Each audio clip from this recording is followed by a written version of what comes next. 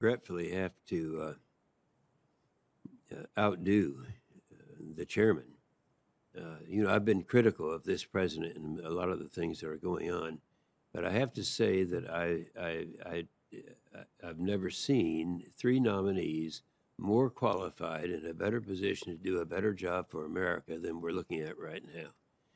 And I don't know what came over him, but you may do that every time. Yeah.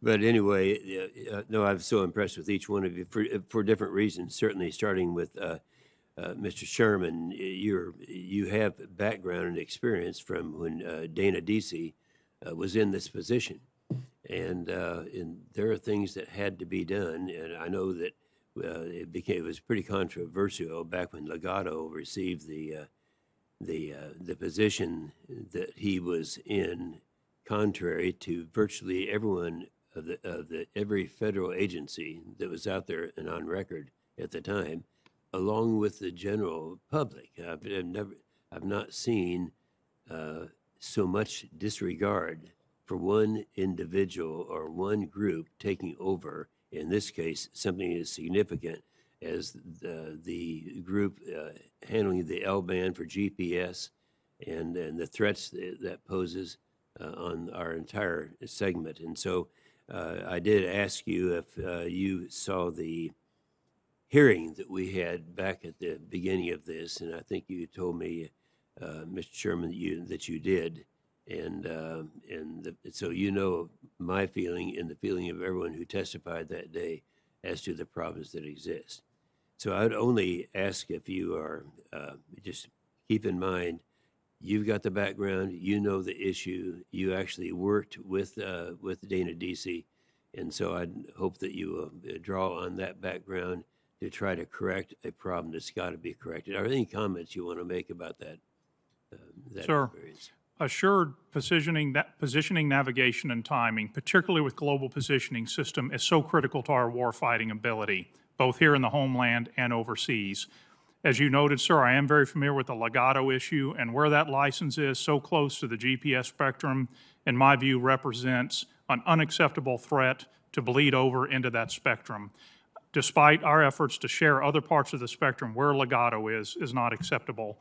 And if confirmed, Senator, I would want to work with the executive branch, this committee, and others to ensure that we rectify that issue to assure our PNT capabilities for our forces, sir. Well, Mr. Chairman, I just tell you how much I appreciate a very strong position that you've taken.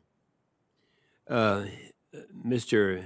Vazirani, you have a background, as the chairman pointed out, that you really know. You have a hands-on background, and one of the problems I'm having and have been having now that comes out of this administration is the problem of the COVID problems, with the idea that as I read this, and hopefully this is not going to happen, but there is a punishment, a punitive position that someone who is not complying could, and we're talking about military people as well as contractors, those individuals could find themselves to be fired.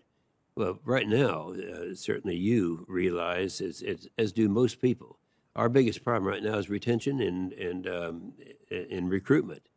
We did inherit a very good and positive economy. Consequently, it's hard to find people to work because everyone's working, and so that does create a problem. But right now, if they were to, I can't think of anything that could be worse than if we were to find ourselves in a situation where we're letting people go. We're firing people. It's something that's going to have to be corrected. I'd like any comment you might make as to what effect this could have on the morale and our recruitment and retention problem that exists today. Senator, I believe that COVID, and I said in my statement that COVID is one of the readiness challenges that we face.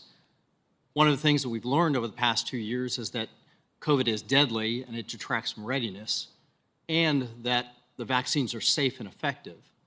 So, Senator, I'm fully supportive of the President's order and the Secretary's mandate to vaccinate the force to ensure our readiness. It's my understanding that there is an administrative process that allows for exemptions, whether they're medically necessary or due to religious belief, and then progressing administrative actions to address a service member who may decline a vaccine.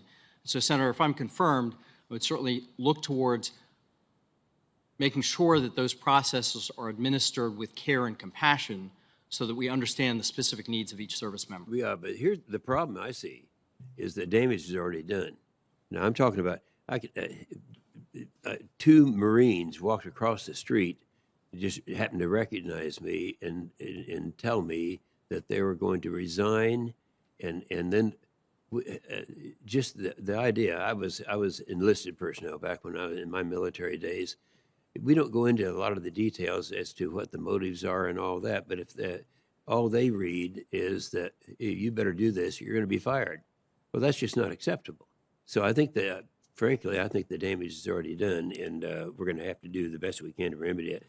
Now, I know my time's expired, but I do want to comment to Ms. Ricci that one of the problems I have in addressing a very serious problem that's out there is that we seem to be wanting to, all of our efforts seem to be, what are we going to do now, as opposed to a prevention in terms of sexual assault. In other words, preventing it before it takes place, not afterwards. And so I know my time is expired, but Senator, go ahead, please. if you just have a short answer for that. Yes, Senator.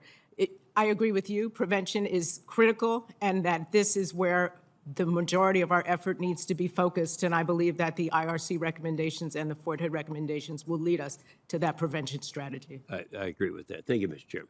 Thank you,